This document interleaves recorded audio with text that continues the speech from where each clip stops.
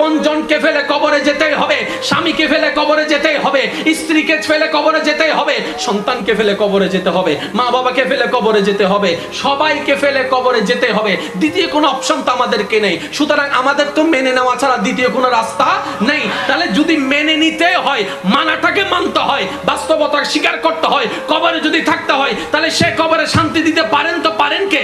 আল্লাহই পারেন। সুতরাং আল্লাহর নিয়ম মানা ছাড়া বুদ্ধিমানদের দ্বিতীয় কোনো রাস্তাই নাই। সুবহান।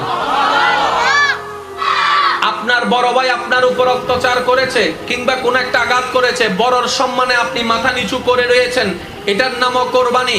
আপনার দুই ভাইয়ের দ্বন্দ্ব হয়েছে হালকা 1 ইঞ্চি জায়গার জন্য, আপনি রাইটে থাকার পরও ঝগড়া না হওয়ার জন্য ছেড়ে দিয়েছেন, এটাও কোরবানি। প্রত্যেকটা কথা নোট করবেন। আপনার স্ত্রী কোন একটা ভুল করেছে, খাবারের মধ্যে মাঝে মধ্যে ভুলবশত লবণ কম হয়েছে, খাবার মুখে তোলার পরে মেজাজটা অন্য সময় গরম করতেন,